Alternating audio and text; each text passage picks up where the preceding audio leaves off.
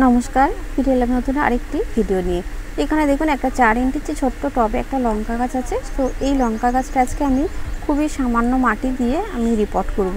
কারণ আমার ছাদ বাগানে সবসময় কিন্তু মাটির ঘাটতি আমার লেগেই থাকে, কারণ আমি এত বেশি গাছ বসাই আর ছাদ বাগানে এত বেশি গাছ আমার যে সবসময় কিন্তু মাটির অভাব। আর যেহেতু যখনই বৃষ্টি হয় তখন তো অনেক মাটি আস্তে আস্তে ধুয়ে টবের বাইরে থেকে বেরিয়েও যায়, তো সেই জন্য সবসময় কিন্তু মাটির ঘাটতি। তো সেই জন্য যেটা করব আজকে আমি খুবই অল্প মাটি দিয়ে লঙ্কা গাছটা রিপোর্ট করব। তো টবের নিচে খোলামকুচি দিয়ে আর দিয়ে দিয়েছি একটুখানি মাটি। আর তার সঙ্গে দেখুন এবারে যেটা করব সেটা হচ্ছে গামলার মধ্যে দেখুন একটুখানি মাটি আছে আর তার সঙ্গে কয়েকটা ঘুঁটে আমি টুকরো টুকরো করে নেব। তো এটা চাইলে কিন্তু জলে ভিজিয়ে একদম গুঁড়ো গুঁড়ো করে নেওয়া যেত, কিন্তু আমি এটা গুঁড়ো গুঁড়ো করব না। তার একটা কারণ হচ্ছে যাতে টবের গোড়াটা অনেকক্ষণ সময় পর্যন্ত ময়েস্ট থাকে। ঘুঁটে যখন আমি জল দিয়ে ভিজিয়ে দেবো তখন ঘুঁটেটা কিন্তু সহজে শুকনো হয় না, অনেকটা সময় লাগে। তো সেই জন্য আমার কী হবে কি একটা মালচিংয়ের কাজও করবে আর গাছের গোড়াটা ময়েস্ট থাকবে।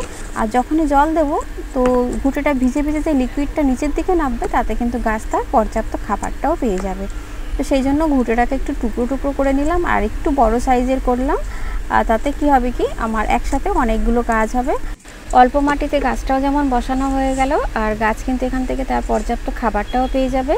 আর আরেকটা যেটা হবে সেটা হচ্ছে ঘুঁটেটা যেহেতু ময়েস্ট থাকবে তার জন্য কিন্তু আমাকে বারে বারে গাছে জল দিতে হবে না। আর এখানে দেখুন একটা মাটির টব নিয়েছি বা মাটির একটা পাত্র নিয়েছি, যার মধ্যে আমি হলুদের টুকরো দুটো বসিয়ে দেবো চারা তৈরি করার জন্য। আর তো গামলার মধ্যে যেহেতু অল্প মাটি আছে আর ঘুঁটেগুলো একটু বড় বড় করে নিলাম এই কারণেই, কারণ বারে বারে গাছে যেমন জল দিতে হবে না, বারে বারে তেমনি গাছে কোনো খাবারও দিতে হবে না।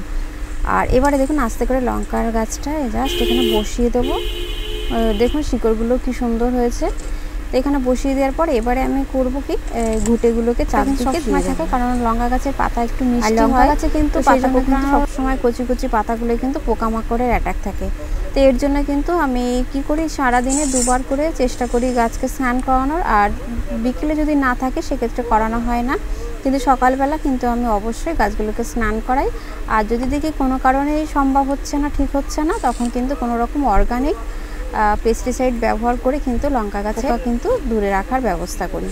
তো এবার আমি ঘুঁটেগুলোকে দিয়ে দিচ্ছি, দেখুন চারদিকে দিয়ে দেবো। আর লঙ্কা গাছটা যখন ছোট অবস্থায় ছিল তখন তো কোকোপিট আর মাটি দিয়ে গাছটা যেহেতু বসানো ছিল, তো তাতে গাছটাও যেমন তার জলের অভাব হবে না আর ঘুঁটেটা দেওয়ার জন্য কিন্তু আরও টবের ভেতরটা ময়েস্ট থাকবে। তো এবারে আমি এই টুকরোগুলো দিয়ে আর ওপর থেকে যে অল্প মাটি আছে সেই মাটিটা দিয়ে দেবো। আর এতে কিন্তু আমাকে বারবার গাছে যেমন খাবারও দিতে হবে না।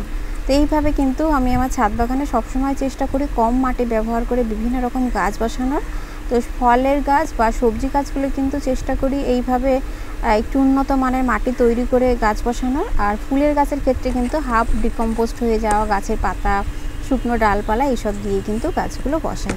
তো এবারে দেখুন অল্প একটু মাটি শুধু গাছের গোড়াটায় দিয়ে দিলাম, দিয়ে এবারে আমি দিয়ে দেবো গাছের গোড়ায় জল। আর লঙ্কা গাছে কিন্তু প্রচুর লঙ্কা পেতে আমরা প্রচুর এই সময় যেহেতু প্রচণ্ড রোদের তাপ, এই সময় কিন্তু প্রচণ্ড রোদের মধ্যে কিন্তু লঙ্কা গাছ রাখা যাবে না। এখন তো একটু সেমি শেডে বা গ্রিন নেটের নিচেই কিন্তু গাছগুলোকে রাখতে হবে। তো এবারে দেখুন জল দিয়ে দিচ্ছি। তো গাছে যখনই আমি জল দিই সবসময় গাছগুলোকে স্নান করিয়ে দিই, তাতে কিন্তু আমার গাছে এমনিতেই রোগ পোকা অনেক দূরে থাকে। আর নিচে একটা প্লেট দিয়ে দিলাম কারণ যাতে এক্সট্রা জলটা বেরিয়ে না যায়।